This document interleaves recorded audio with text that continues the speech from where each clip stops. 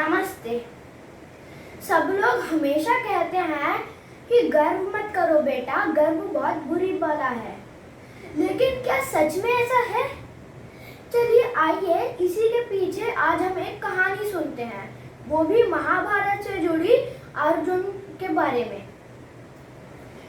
बहुत समय पहले जब द्वापर युग चल रहा था, तब श्री हनुमान श्री राम को के पुनः दर्शन करने के लिए तपस्या कर रहे थे, क्योंकि श्री राम ने भी जल समाधि लेते वक्त उनसे कहा था कि हनुमान तुम मेरे भक्त हो और तुम्हें जब भी मेरे पुनः दर्शन करने होंगे तब तुम मेरी कुछ वर्षों की तपस्या करने के बाद तुम मुझे पा सकोगे।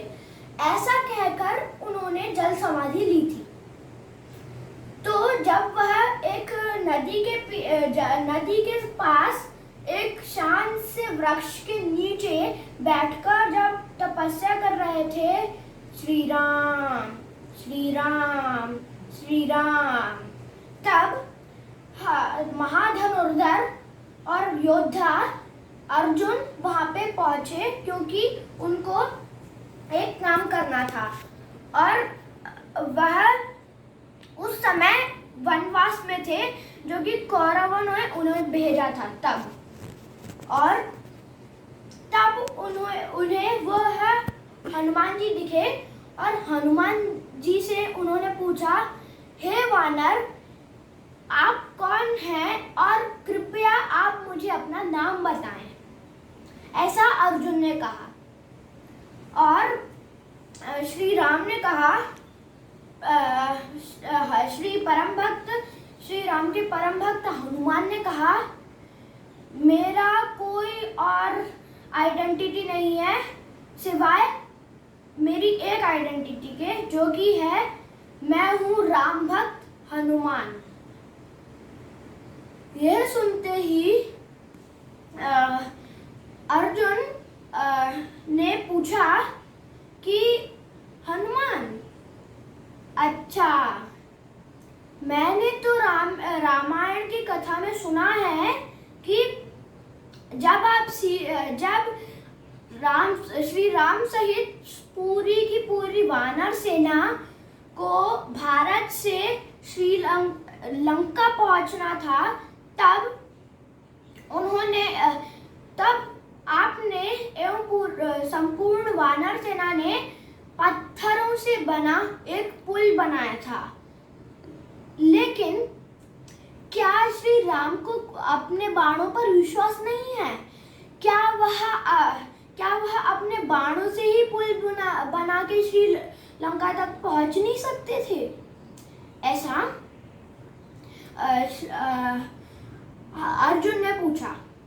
तो हनुमान यह गर्व भरा सवाल पूछते ही वह मन ही मन हंसे और सोचा कि ये कृष्ण के बारे में इतना जानता था, लेकिन यह राम के बारे में कुछ भी नहीं जानता।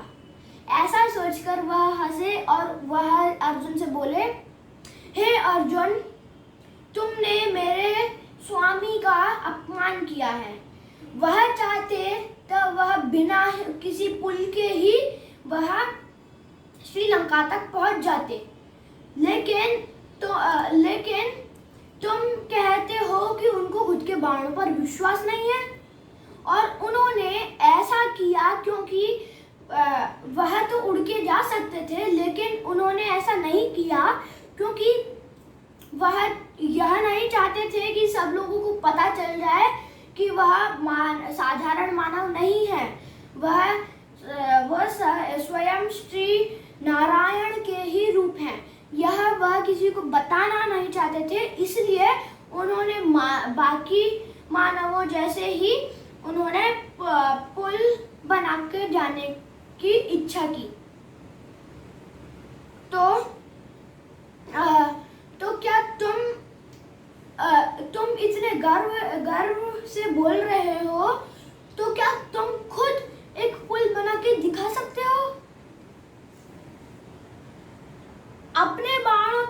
खुद विश्वास है तो तुम एक बाणों का पुल बना के दिखाओ अभी, ऐसा हनुमान ने कहा। अर्जुन ने तब कहा कि हनुमान जी, मैं तो पुल बना दूंगा, लेकिन आपको उस पे चढ़ना होगा और आपको उस पे मस्ती करनी होगी। ऐसा अर्जुन ने कहा और वह अपना बाणों का पुल बनाने तैयार करने लगे।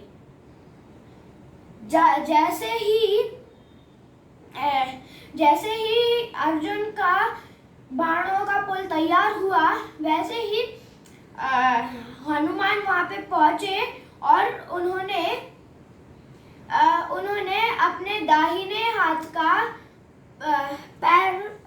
दाहिने पैर का एक बड़ा वाला उंगली रखा और थोड़ा सा दबाया, जिससे कि वह पुल पूरा का पूरा चूर चूर हो गया।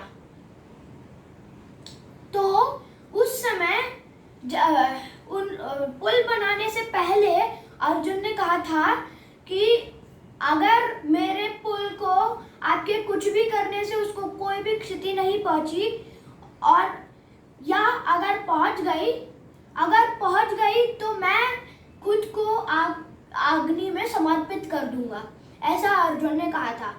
तो अर्जुन को वैसा ही करना पड़ा और वह अग्नि में कूदने ही वाला था।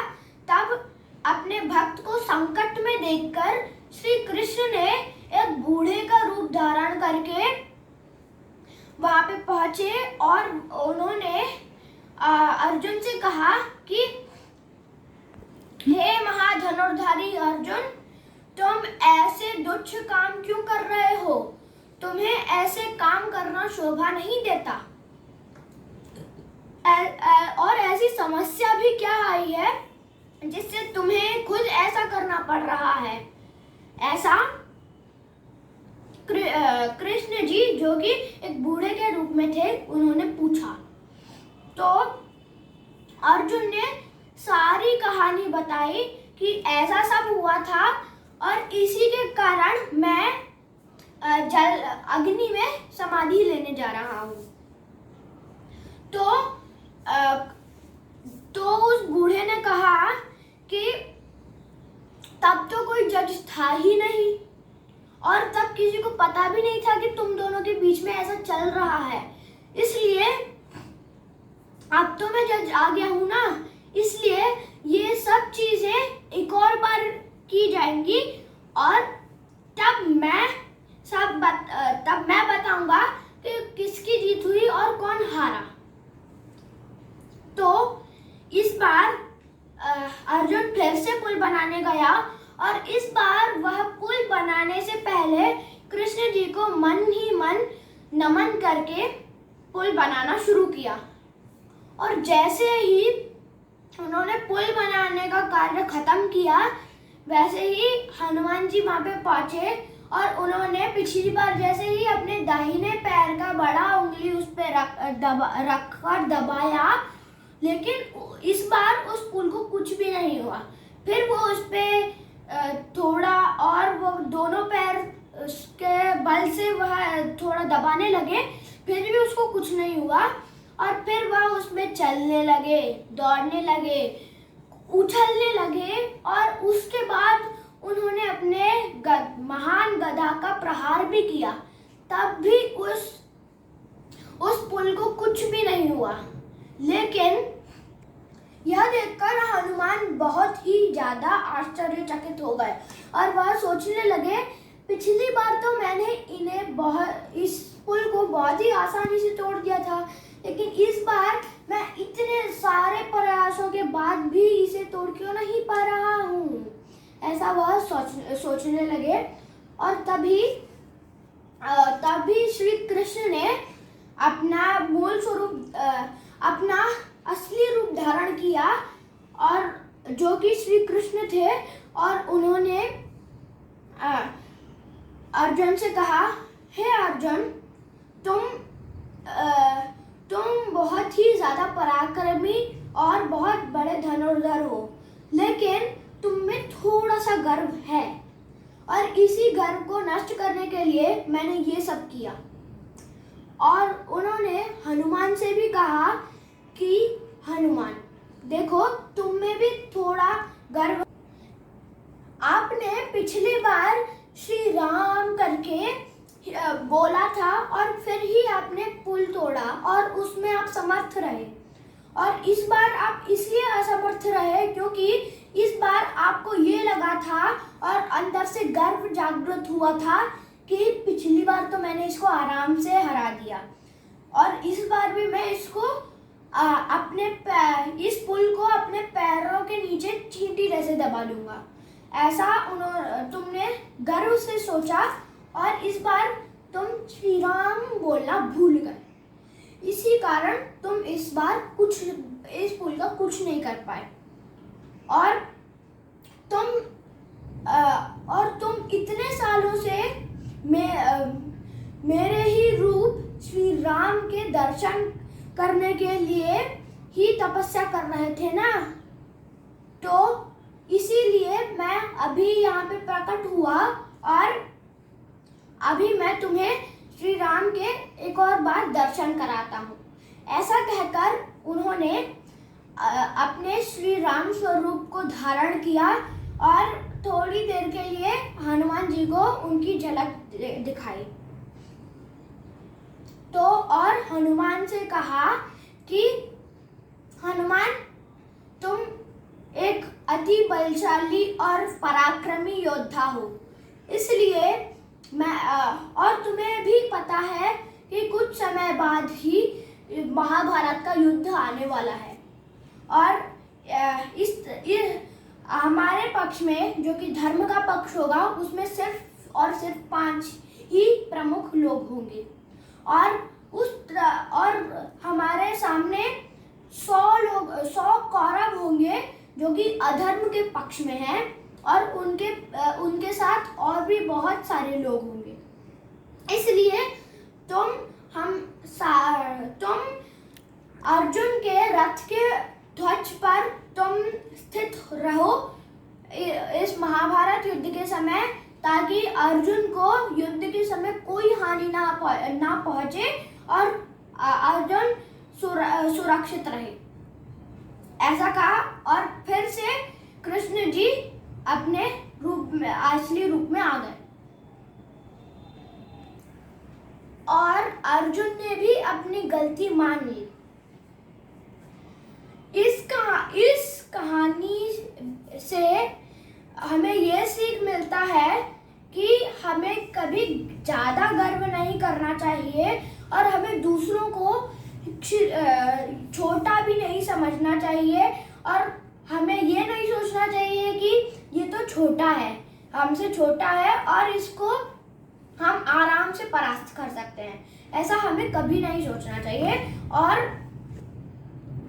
हमें इतना ज़्यादा भी गर्व नहीं करना चाहिए जिससे हमारा गर्व ही हमें कोई हानि पहुंचा दे। जय श्री कृष्ण।